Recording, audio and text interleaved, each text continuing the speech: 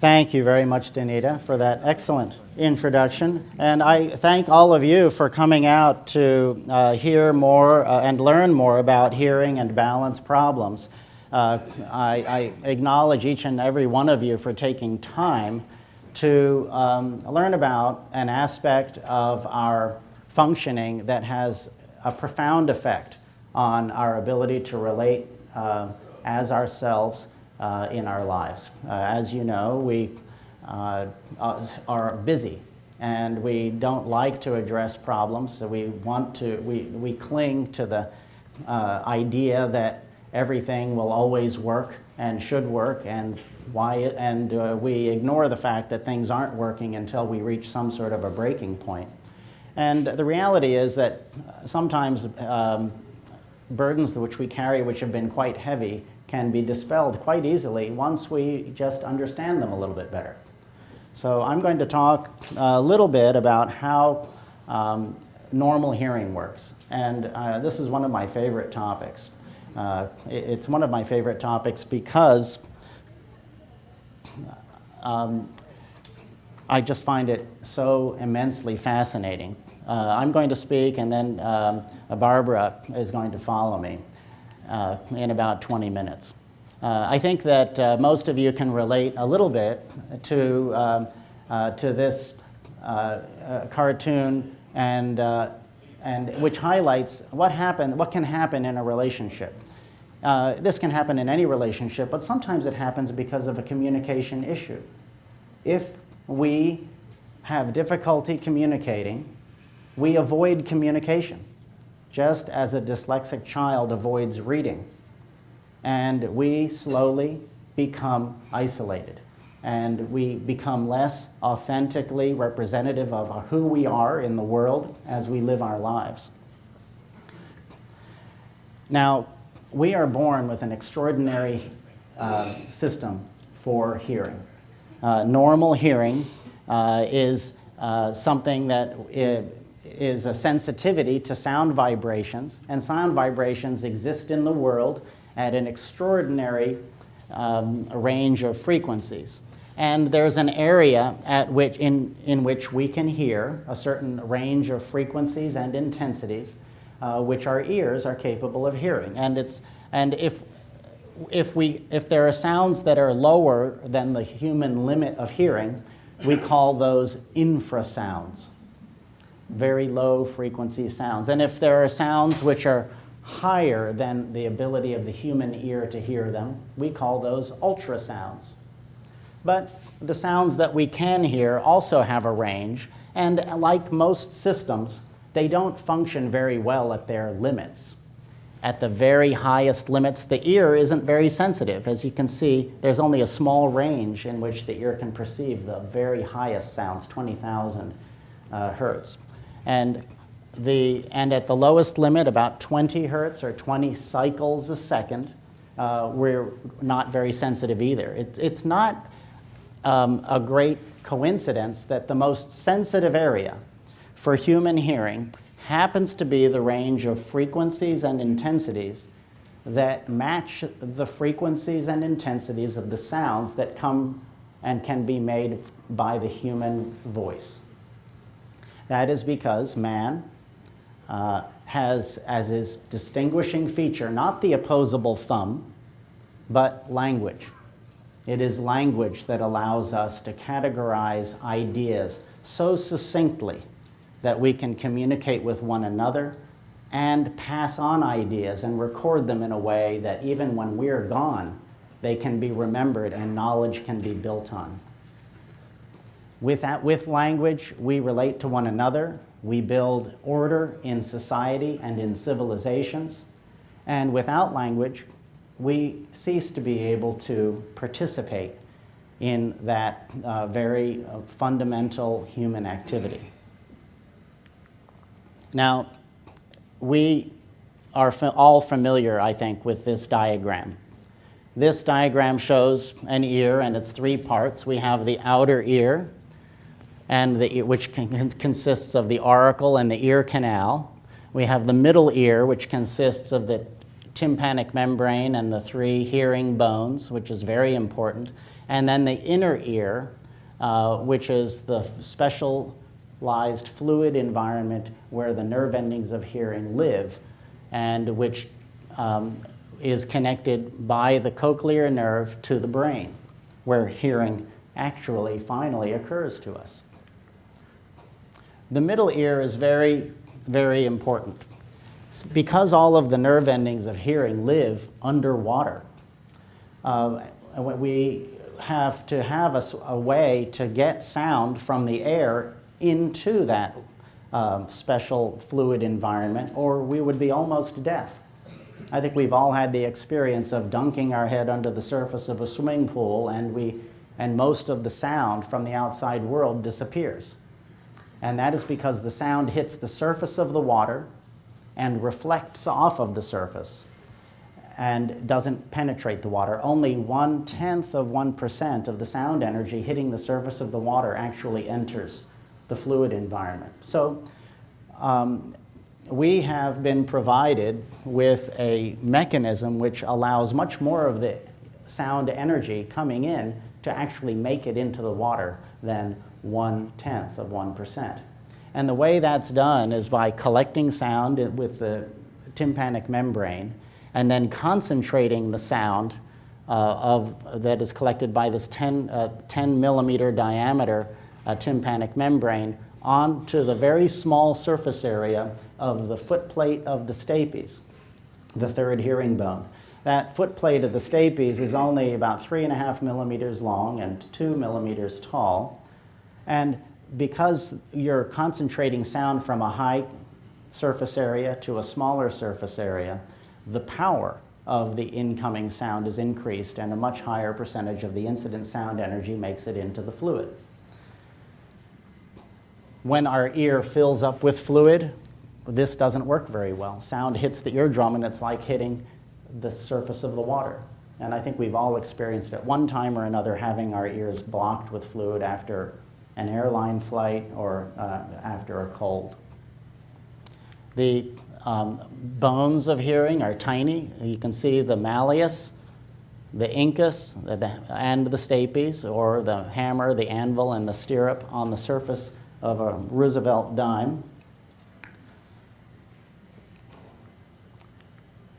Once the sounds pass through the middle ear, the stapes presses on the fluids of the inner ear, and because fluid is not compressible, when the stapes moves in, there's a second window called the round window which bulges out. And this transmission of sound energy causes a distortion of a membrane which runs up the spiral of the inner ear, the cochlea, and that transfer of energy is fundamental to our separating all of the frequencies which come into the ear. When the spiral of the cochlea is tonotopically organized, just like a piano keyboard, and all the high frequencies are sensed here at the base, and at the apex of the cochlea are the lower frequencies. So we have a piano keyboard, but instead of about 88 keys, we have about 3,400 keys to cover that extraordinary range from 20 hertz to 20,000 hertz. The membrane, which is vibrating at the base, is very narrow and thick at the base, and it is very broad and thin at the apex. And it's the mechanical differences in this membrane from one end to the other that allows sounds of jumbled frequencies to be sorted out into their sub-frequencies so that sounds will vibrate and find a resonance at different places on what is called the basilar membrane, instead of all vibrating the entire keyboard at the same time. Now, resting on that membrane as it runs up through the cochlea is the actual organ of hearing. This is called the organ of Corti. This is where the cells, the hairs of hearing that we all have heard about live. And this tiny organ has the job of transferring those those mechanical vibrations into electrical impulses, which can then be transferred to the cochlear nerve and then to the brain. This is characterized, this sits on the basilar membrane, and you can see that membrane here. And there are two very important structures here. One is called an inner hair cell. This is a line, and there are 3,400 inner hair cells in that line. And then there are 3 rows of outer hair cells. And those run all the way up the cochlea as well. So 4 rows, about 3,400. It's about 12,000 hairs in each ear that do most all of the hearing. Well, that's only 24,000 cells. That's really not very many cells who are completely responsible for language and hearing and communication. That's our most important sense, and it is critically, and this critical responsibility is put on this very small population.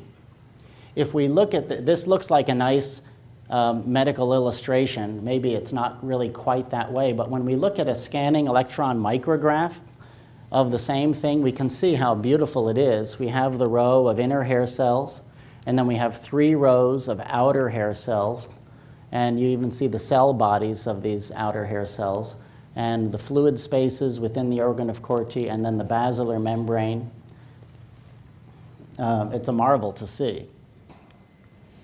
And here is this tiny stripe running along the spiral over the organ of Corti from the base to the apex, from the high frequencies to the low frequencies. And this small animation is an actual view of the organ of Corti in action. You can see here 1 row of inner hair cells and 3 rows of outer hair cells. And when sounds come in, the entire organ sitting, the floor underneath this organ is vibrating. But in response to the vibration, these outer hair cells are contracting. They are meeting it and sharpening and amplifying the vibration.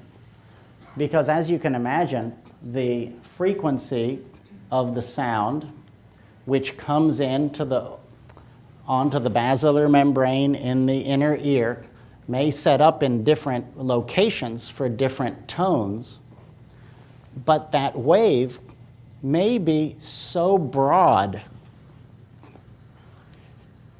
that this is the actual vibration wave. It's very broad, that if this were a piano keyboard, that broad wave would be the same as hitting the piano keyboard with a boxing glove on. You'd be hitting lots of notes at the same time. The outer hair cells contract in response to the incoming sound and sharpen it. You see this spike? It's not only narrower than the wave that it is made in response to, but it is much taller. It increases the intensity of the incoming sound, and it sharpens it so that we can distinguish each note individually. And in fact, if this were a piano keyboard, we know that there are pitch discrimination studies that demonstrate that you can put about 11 keys in between every key on the piano keyboard and still distinguish one key from another before our hearing becomes damaged. Now, as we mentioned, all of this sound information gets transmitted to the nerves of hearing and then get transmitted up the brainstem and finally to an area on the cortex, the auditory cortex. And it's not, when we hear a bell ring, the bell doesn't ring to us until it reaches there. So the inner ear could be working perfectly, but if your brain isn't there to receive the signal, then you won't have any perception of sound. Here is a healthy organ of Corti. We have 1 row of inner hair cells that's complete, and we have 3 complete rows of outer hair cells. And here are varying degrees of illness. Here, the inner hair cells are intact, but the outer hair cells, many of them are missing. What do you think might happen in this case? Well, those incoming waves will not be very well sharpened. Words might start to seem a little blurred because of the inability of the outer hair cells to do their job. In this case, almost all of the outer hair cells are gone. And so in this case, the hearing will be lower because the ear won't experience the amplification of the incoming sounds, and the signal will seem blurry. In this case, not only are the outer hair cells gone, but the inner hair cells are completely absent. In this case, there is complete deafness. There's no amount of mechanical vibration that's going to cause a nerve impulse to be sent to the brain in this lower ear. And this is the kind of hearing loss that we reserve for cochlear implants for, and which are extraordinarily helpful.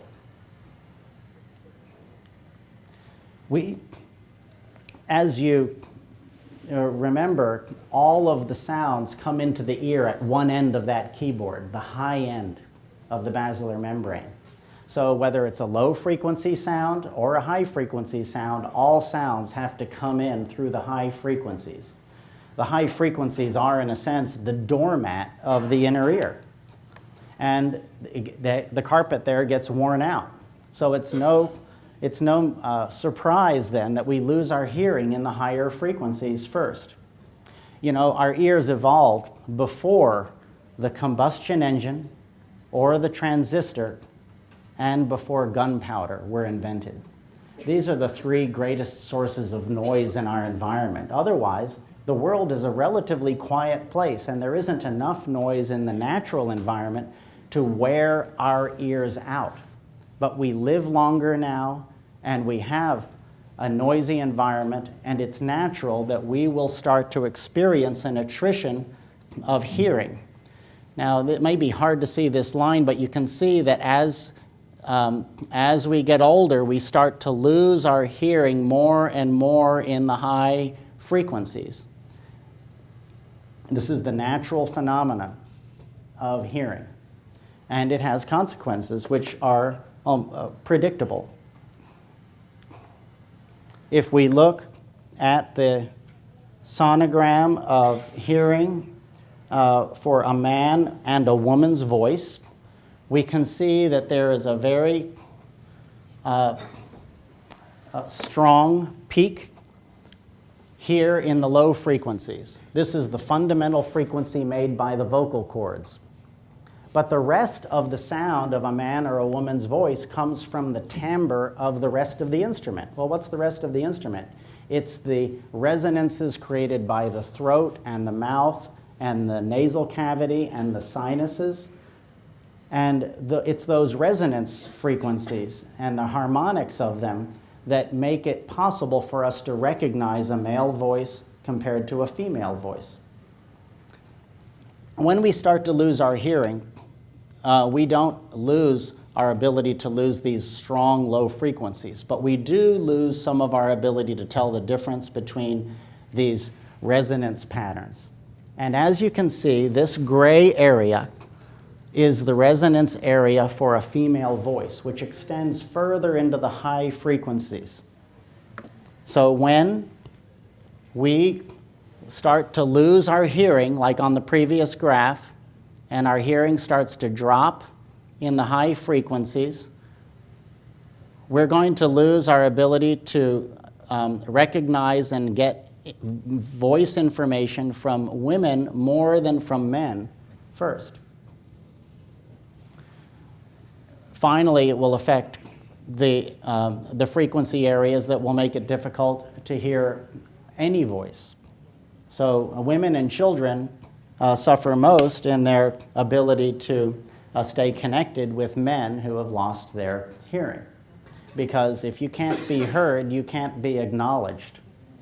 And if you're not acknowledged, then a relationship and the quality of relationship necessarily suffers. So if we are in a one-on-one situation, we may not have very much difficulty communicating with one another, especially if we have a defined topic and there isn't competing background noise.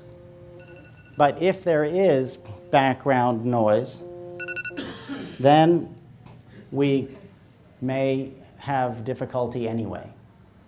Because we do a lot of hearing testing for people, but we do it in a sound-reduced environment, in a booth. Well, we don't live and communicate in a sound booth.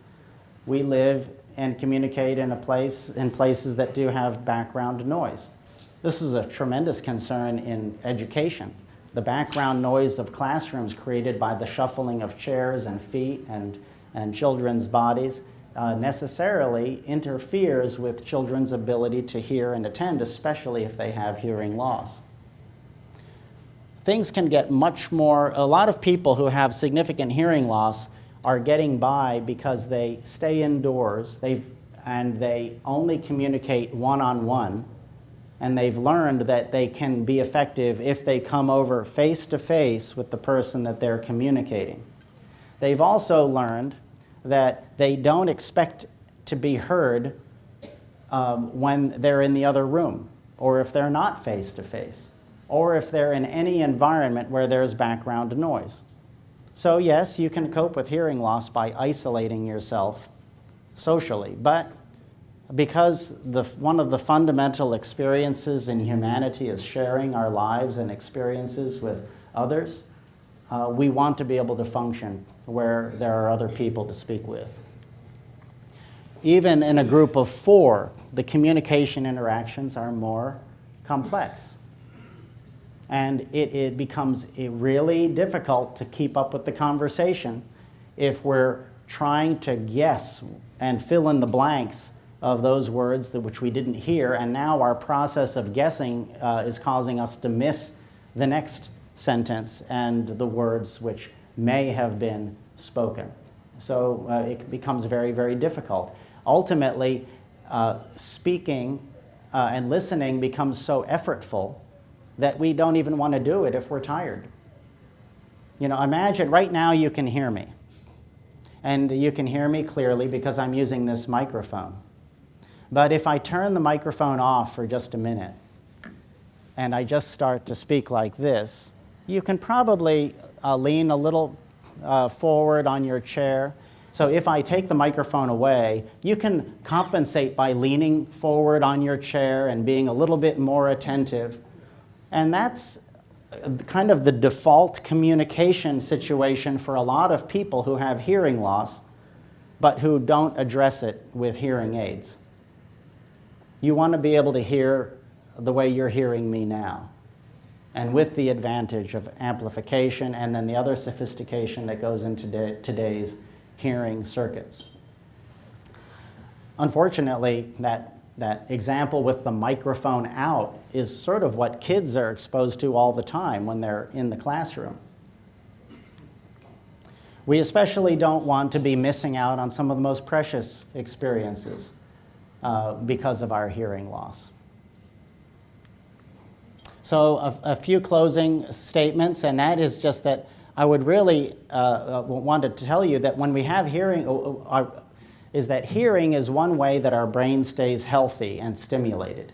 We are listening even when we are asleep. And we know that there is a connection now between hearing loss and dementia even. We think that stimulating your hearing and your brain through a better hearing by acknowledging hearing loss goes beyond just maintaining our relationships and our connections with other people. It maintains our brain circuitry. We want to participate fully in our relationships, and we know too that if we are outside with our leaf blower and all of our other 2-cycle motors all the time, that we need to take care of our ears, just the way we take care of our teeth. We think that hearing loss in the high frequencies only affects us when we get older, but children are already starting to become aware of it. If I owned a 7-Eleven store, I would buy a little mosquito device that makes a high-pitched sound at 17,000 hertz. Remember, we hear up to 20.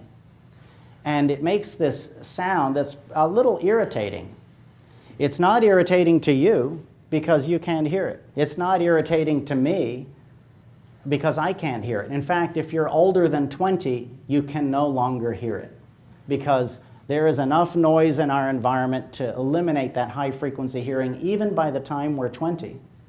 The kids have taken that tone and made a ringtone out of it so that they can text one another in the classroom because their 22-year-old teacher can't hear it. It's the big joke right now.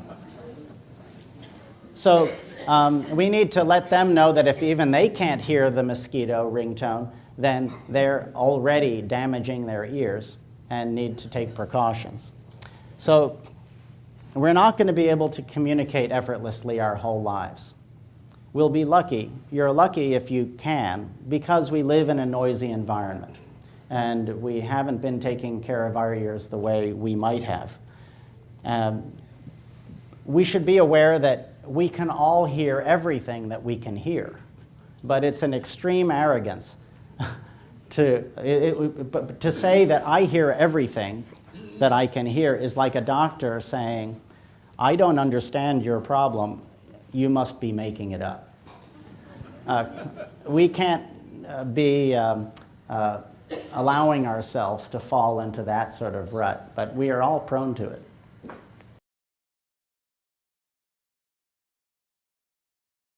Hi everybody, can you hear me okay? Okay. Welcome. I don't know if I'm going to be able to follow Dr. Teixeira. He was pretty good. As you heard, I've been an educator for a lot of years. I've been an audiologist for about 23 years. And one of the things that I enjoy is education. I think it's very important, especially when you set out to take care of your hearing health, to have all the information that you need so you can make the best decisions possible.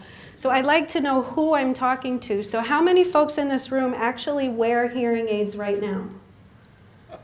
Okay, a good portion. Keep your hands up. How many of you actually really love your hearing aids? Oh. Okay, we lost more than half. Okay. Does anybody want to just shout out why you're not happy with your hearing aids? Battery life. Battery life. What else? Wind noise. Wind noise. Okay. Any other things that you don't like about them? Can't follow the dialogue on television. You can't follow the dialogue on television. Okay. Anything else anybody want to add? How about background noise? Why can I hear a woman in television newscaster, yet I can't hear it in church? The question is, why can you hear the newscaster on the television and not hear when you're in church? And you're all nodding. Yes, these are all excellent points. Yeah. I don't wear a hearing aid, nor does my wife yet. That's why we're here.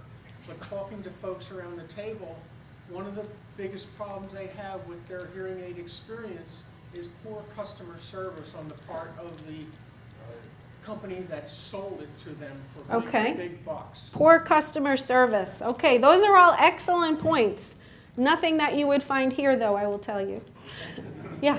Earwax is a problem. Earwax is a problem. So there's lots of problems with hearing aids. Yeah. I don't wear hearing aids, but I hear his whistling all the time. It's very annoying. Okay, hearing aids whistling. Okay, all of these problems are definite hearing aid issues. And a lot of them, I would say most of them, have been addressed by the newer technology. So that's my job today. We're going to talk a little bit about some of the changes to the technology, which in the last 23 years I have seen amazing changes. Okay? Now, one of the things I want you to understand is we're actually talking about what you can gain. I don't want you to think about what you've lost. Because as Dr. Teixeira said, we all cannot escape the fact that we're going to lose the ability to communicate at some point in our lives, okay? So the way that hearing affects each person in this room, I want you all to think about that. This is about what we hear and how our hearing has such a huge part in our lives, okay? And it affects all of us differently. We all have things that we love to hear, things that mean something to us. For me, it's the sound of the ocean. I'm from New York. I used to go to the beach all the time, and I love the sound of the waves. I couldn't imagine not being able to hear that, or hearing your child's laughter, or hearing your spouse, hearing your children. All of these things have so much meaning to each of us, and we tend to lose that as time goes by. So we have to realize, or what you have to realize, for ENT and Allergy of Delaware, and to address what this gentleman here said about customer service, the thing that sets us apart is that we take care of each of you as individuals. Going by what I just said, your hearing is your hearing, and it means to you what it means to you. And we all have these goals in mind when you come into us to help you to communicate better. Those goals that you have are our goals. We are there with you to take care of your needs, and we figure out what each of you needs individually. Now, the first thing that we have to do in order to address those issues is to test your hearing. And that's one of the most important things. If any of you in this room have not had a hearing test, you need to get your hearing tested, okay? Because maybe you don't have a hearing loss. I don't know. But that's the first step, and that's the most important thing. So I want you to listen to what your hearing means to you. Just think about certain things with family. I mentioned a couple of them before. Listening to your grandchildren ask you 101 million questions. Okay, if you are not able to hear that, that's a huge part of your life, that important part of your life that's missing. Holidays, birthdays, getting together with family and friends, sitting around the table singing happy birthday. Okay, listening to your loved one's laughter. All these things are so important. If you have a son or a daughter who lives overseas and they call you on the phone, you want to be able to hear them. These are family things. There are home sounds, sounds of just everyday living. Even just sitting, listening to the radio, reading the newspaper. When you flip the pages of a newspaper, they actually make a sound. And these are things that you want to hear. They make you connected to the world. Sounds at work, being able to conduct an interview and hear the person's responses to your questions. How you function at work, how you work with your coworkers. You need to be able to hear. We have a responsibility to our jobs to be able to hear. Socially, we all go out, we all want to have fun. And some of you who have a hearing loss might realize that you don't have that much fun anymore because you can't hear the conversation. And you sit there and you smile and you nod and everybody's laughing at the joke and you don't hear it. And I see a lot of people shaking their heads because you all know, okay, smiling and nodding does not work. Okay, you cannot fake normal hearing, and when you sit there and smile, people can tell, right? Okay. So these are just some of the things I want you to think about when you leave here. What is important to you in terms of your hearing? What are your goals? Try to paint a picture of your life with better hearing. And what does that look like to you? And then you share that with us, and we'll help to make that a reality for you. So what are your options? Yes, if you have difficulty hearing, there are options for you. And there's a lot of things that go into consideration when we try to pick the best option for you. What are your hearing goals? Some of the things we just talked about. One of your goals might just be to be able to hear the TV better. Or it might be being able to hear when you go to church. That might be a goal. Okay? Whatever those goals are, that comes into play with our recommendations. Another goal is, another recommendation is based on the shape and size of your ears. That helps us determine what kind of hearing aid we're going to get for you. What model, what style do you need? Your lifestyle is very important. Are you out and about all day long? Do you go to a lot of meetings? Are you just home where it's quiet? Do you go to the casino? Do you go out to restaurants a lot? Do you have a lot of family gatherings? All of these things come into play in choosing the proper circuitry for your hearing goals. And of course, the biggest one is your budget. We take that into account as well. So all of these things are very important in the decision-making process. And you have to realize that hearing aids now are sophisticated computers. They are amazing devices that can do millions of calculations each second. Okay? So there's a lot that goes into this entire process when we try to figure out what you need. So there's two types of hearing aids. I apologize for that slide. That is a selective hearing aid for men. And if you can't see it, it is in the TV position. Sorry, gentlemen. But there are two types of hearing aids, okay? We have what we call extended wear hearing aids, and we have what we call daily wear hearing aids. And some people are candidates for both, and some people are not. Now, the extended wear is what we call the Lyric, and maybe some of you have heard of that or read about it in the paper. The Lyric is actually what they call an invisible hearing aid, okay? And you're looking at an ear that actually has the hearing aid on, and it is inserted so far down into the ear canal that you cannot see it, okay? So the cosmetics of the Lyric are very pleasing to a lot of people. Unfortunately, some ears are just too small or too narrow to wear the Lyric. So when you come in, if that's something you're interested in, we try to measure you and see if it would actually fit you. Now, the Lyric is worn 24/7 for weeks at a time. We insert it in your ear for you. When it stops working, you come back into the office and we replace it with a new device. So there's no batteries to change.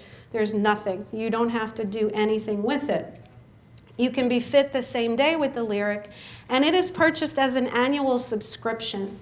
And these are things that we can talk about. If you do come in and have questions about it, we'd be happy to answer them for you.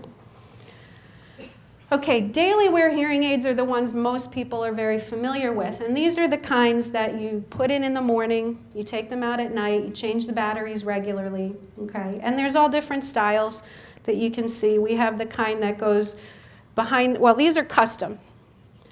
Got to get these buttons down. So, I don't know, can you see that pretty well? This is the kind that fills up the entire ear. This one just fills up the canal portion.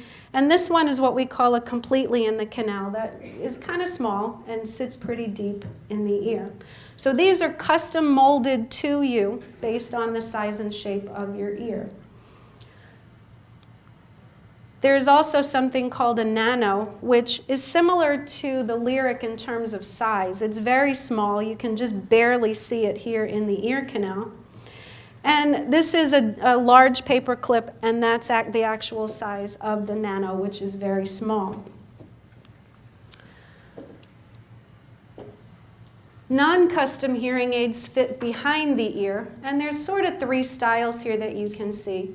But they're very, very cosmetically appealing. So hearing aids used to be really big and bulky and huge and ugly, and they stuck out like a sore thumb. Well, now people say to me, nobody can see them. I have to take them out and show people because they didn't even know I had the hearing aids in. So these are very cosmetic.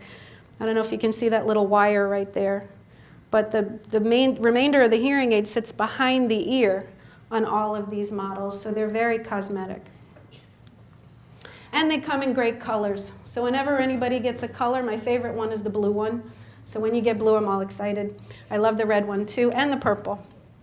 But typically, we try to match your hair color so that it can blend. Or if you wear glasses, a lot of times we'll match the color of the frame of your glasses so that it blends in and it's virtually unnoticeable. Okay, so what does this technology do?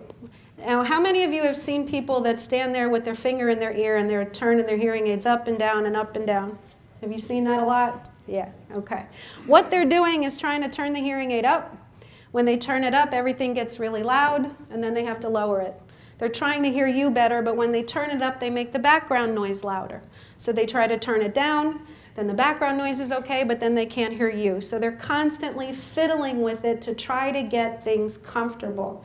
Background noise is the biggest complaint of most people with hearing aids, okay? So hearing aids today, the new technology, we can help people hear better in noise better than we ever have ever before. And I'm going to share with you some of those advances that are in the new technology. One of them is what we call AutoSense. AutoSense is an operating system in the technology, which basically is like an umbrella for several different programs that are actually working together at the same time. So basically, the system recognizes automatically the different environments that you're in and will automatically adapt to those environments, whether you're in a quiet room, whether you're in a noisy environment, whether there's speech in the noise or just noise, it will constantly change. But it's not a sharp change.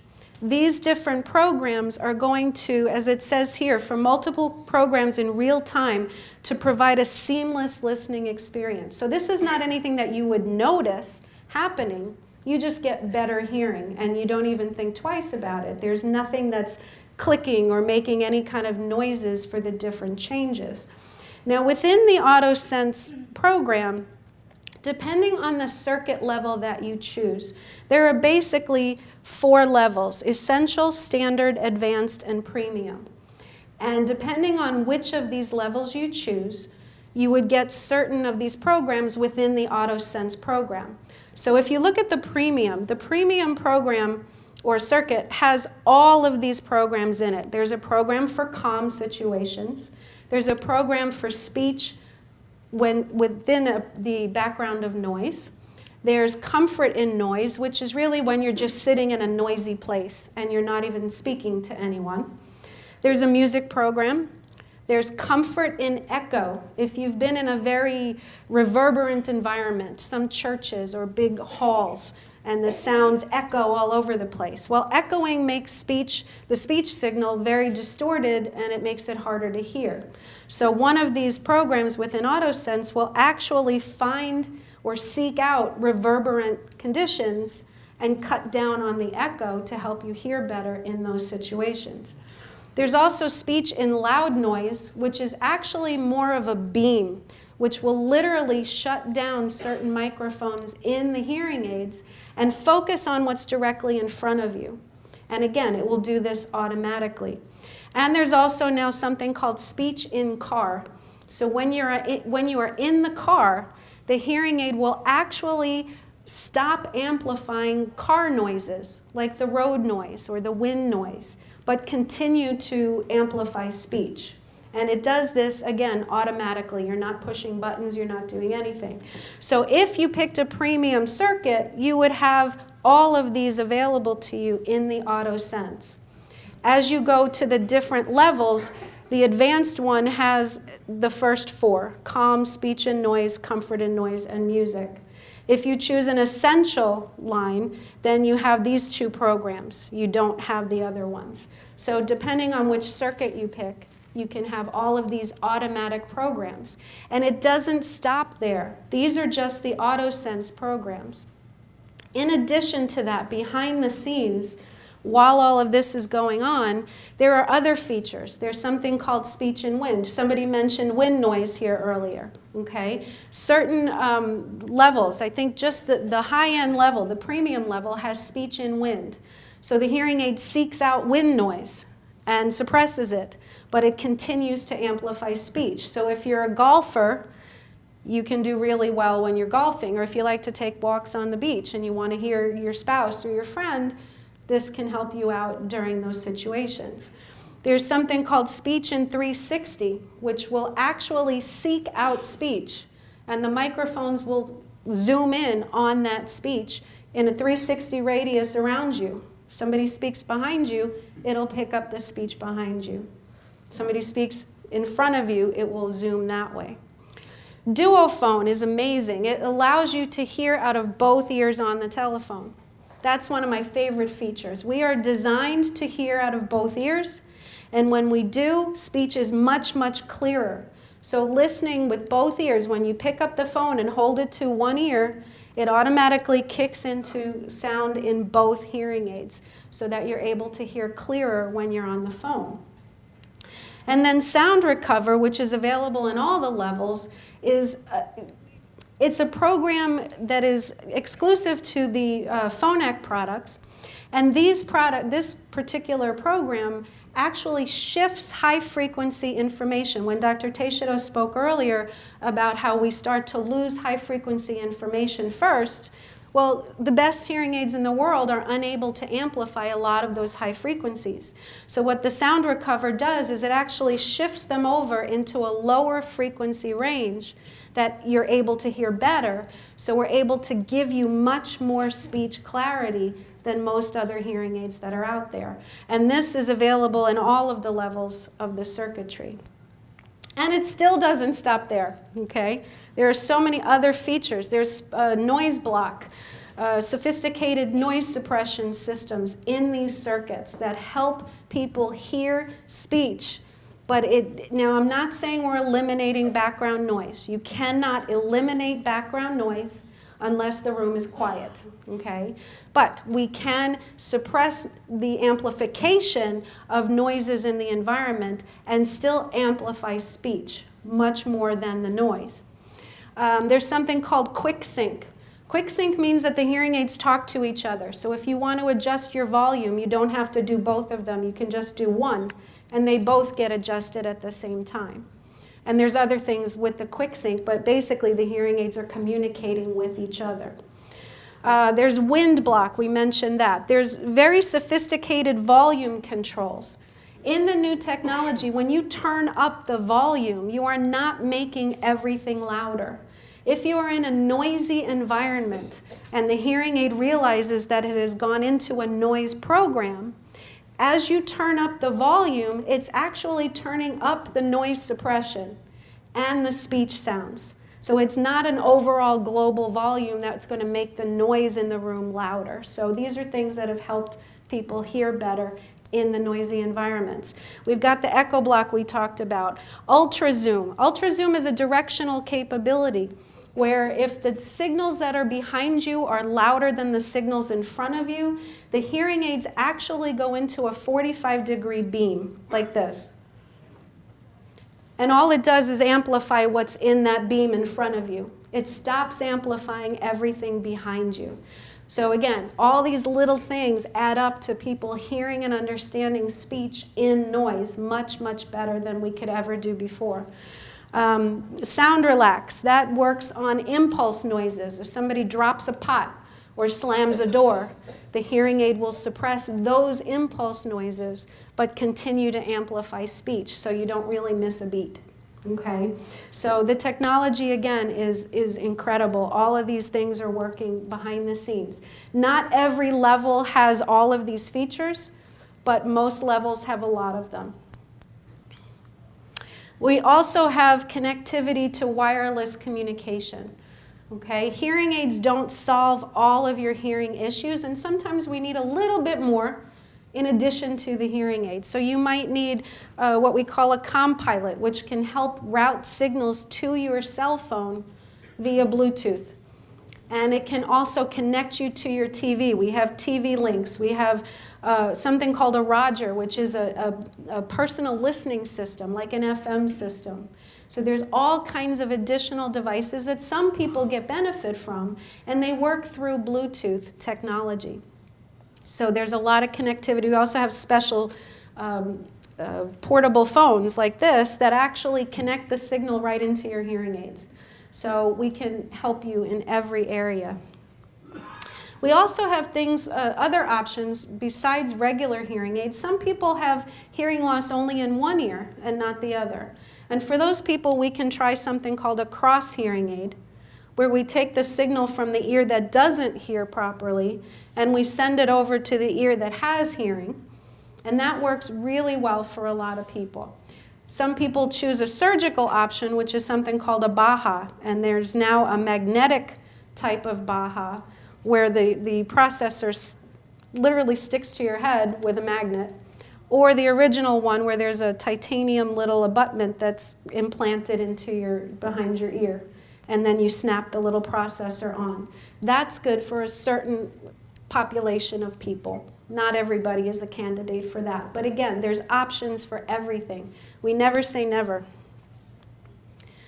So with these different technology levels, the first one is called the essential level. So when you come in and we're talking about your goals, what are your hearing goals? And we talk about what you need from us.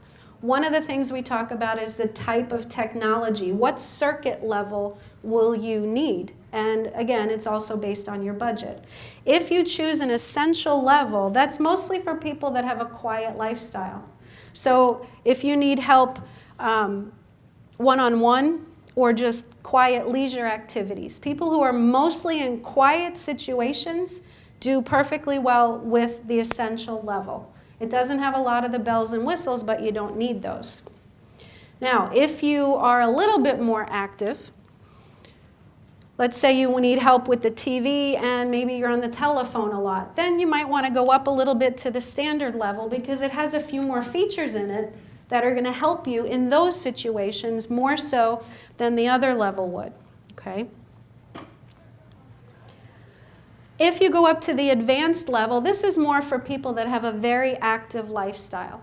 Okay, so this would help you in all of the quiet situations if you're in a classroom setting, if you go to lectures, if you give lectures, if you're a teacher, if you are active in sports, or if you go to a lot of restaurants.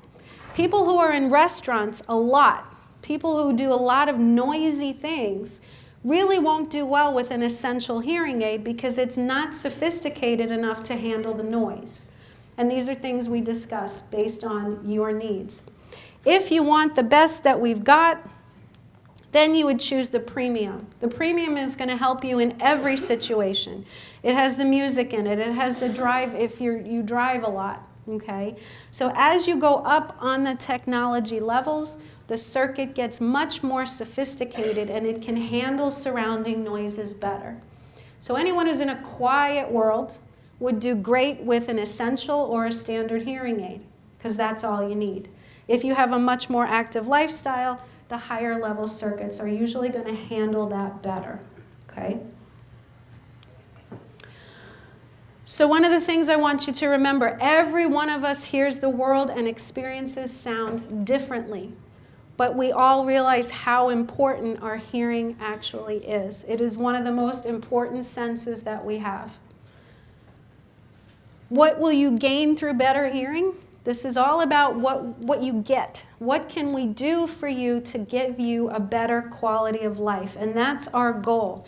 You're going to gain the ability to make memories, the ability to engage with others, to be more social, to be a part of your world. Okay? Now, I grew up with two parents who couldn't hear well at all. One of them wore hearing aids and one of them refused. And the one who refused became very withdrawn, very unsocial, felt very isolated and very alone.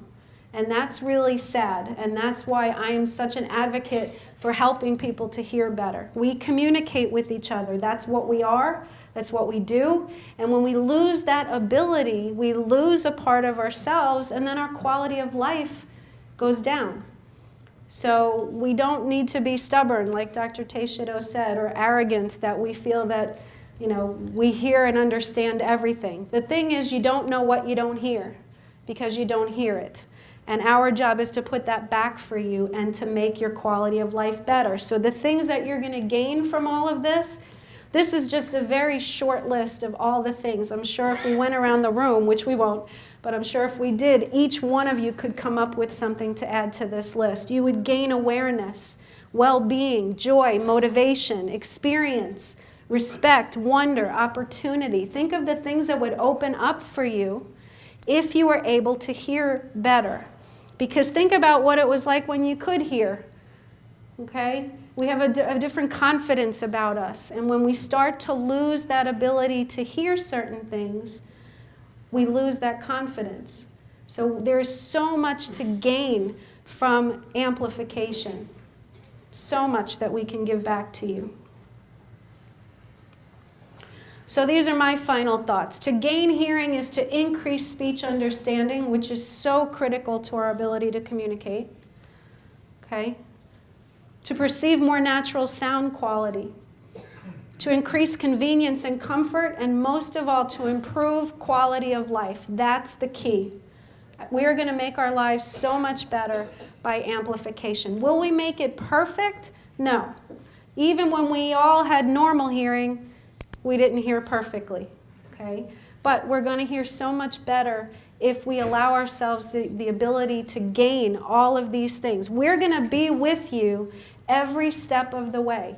That's one thing about ENT and Allergy of Delaware. We've got a huge staff of audiologists, we've got a huge staff of doctors, and we have an amazing support staff. And we're here with you. This is a special place, okay? Because you're each individuals to us, and our goal is to improve your quality of life. So the next step for you, and I thought this was kind of cute, he says, now relax and the doctor will begin your hearing test in just a moment. We really don't test your hearing that way, I promise. But the first step is to get a hearing test. That's your first and foremost important thing, is to evaluate your hearing. Sometimes you may have a medical condition that we can actually correct or improve. So that's always the first step. If you take that step and we decide that you could benefit from amplification, then you come in and you have a consultation with us, and we talk about your hearing goals. What do you need? And I will say to you, paint that picture for me of your life with better hearing, and maybe give me 1, 2, or 3 goals that you want us to address. And if we move forward with that, you come back in and we actually give you the amplification. And you have 45 days to wear it in your world, because your brain needs to learn how to hear again. You need to learn how things sound, because you probably don't remember a lot of different sounds. And again, we're there with you every step of the way. You have follow-up visits scheduled before you ever leave our office, so that we can make sure and adjust and program these devices for your specific needs, your likes, your desires, your whatever, okay? Part of the 45 days that you have 45 days to return them if you don't like them. You can change them. We can give you a different model. We can do whatever we want to do within those 45 days. Part of the program is a hearing aid class that you come to with friends, family, whoever needs to know how these hearing aids work. And this class teaches you how to get the most out of your hearing aids. Okay? Because again, it's a process. It's a learning process for you, for us, for everyone. And we're in it together.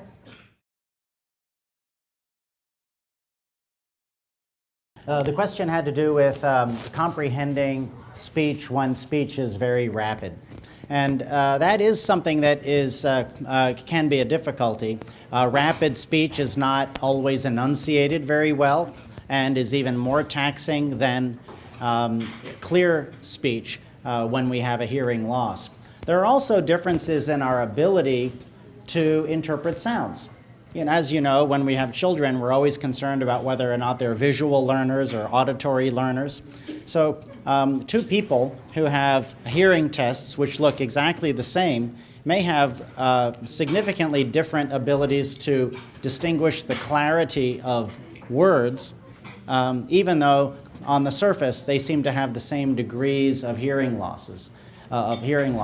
If we took 10 people here and had them all listen to a song and to write out all of the lyrics, well, that is a way of testing your ability to hear words with the background noise, in this case, music. About 3 of those people would have an ability to write out all of the words of the verses and of the chorus for those songs. About 3 would be able to write out the chorus, but they would be pretty spotty on the verses and the meaning of the verses. And there would be 3 or 4 who would only get a few of the words and just the most general sense of the meaning of the words of the verses and of the chorus.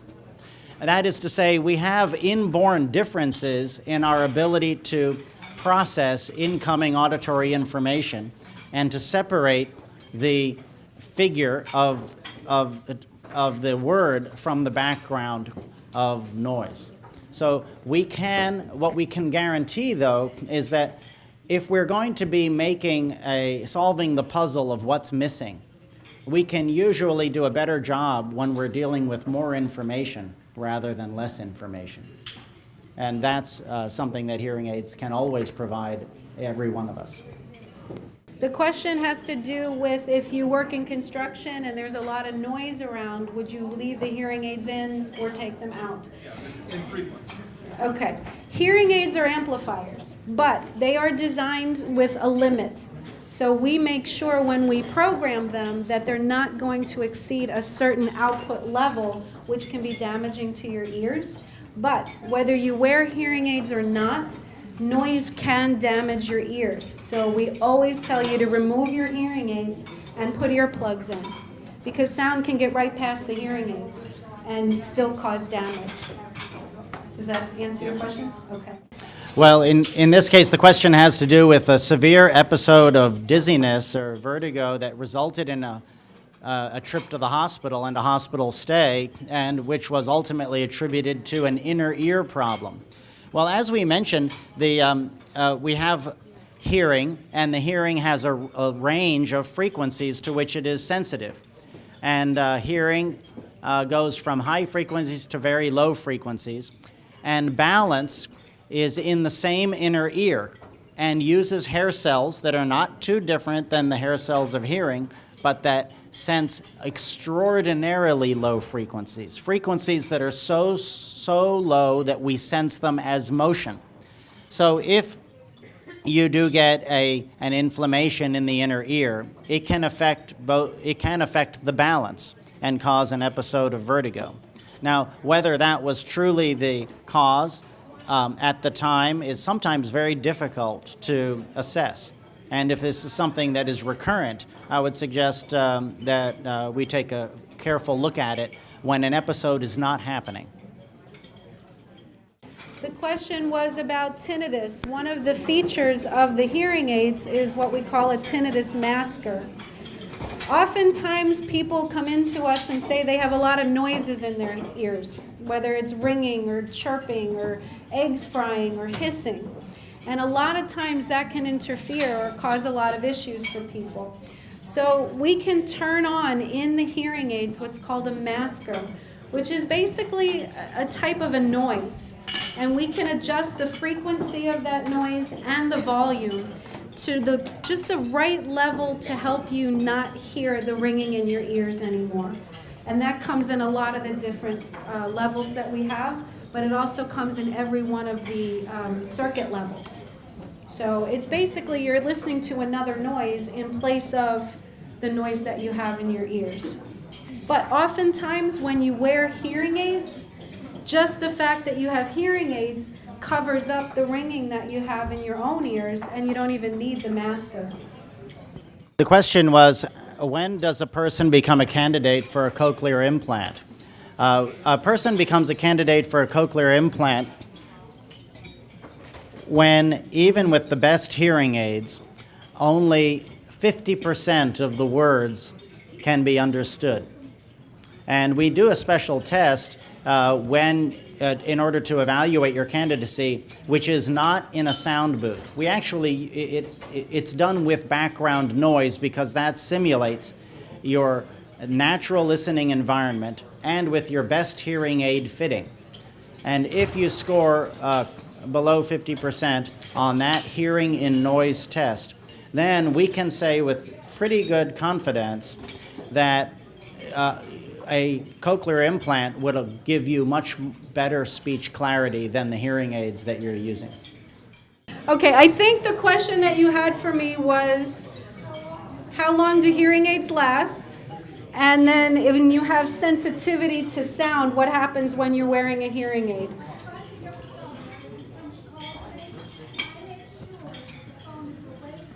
Okay. Okay. Hearing aids, depending on the model hearing aid that you choose, the hearing aids that are custom products that go inside your ear typically last about 4 to 5 years. The hearing aids that sit behind your ear typically last about 5 or 6 years because they take less abuse. There's not as much moisture and wax and debris that can cause damage to them. Okay? Now, in terms of the question about loud sounds being a bother, similar to the question we had before about construction, The hearing aids don't amplify above a certain point. So we can adjust the levels in the hearing aid to prevent them from getting loud enough to cause any discomfort.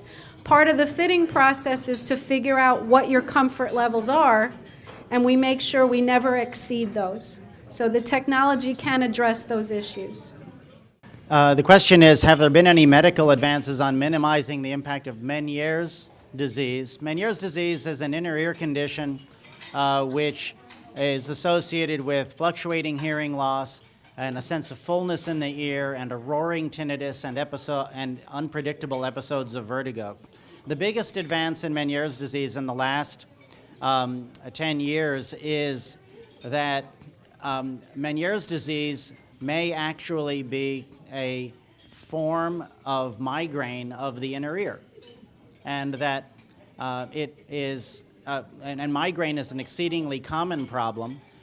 The inner ear has the same nerves that the blood vessels around the brain do, and as you know, a migraine is a problem that primarily affects the blood vessels around the brain, and the same chemicals involved in the migraine attack seem to be present all in the inner ear as well.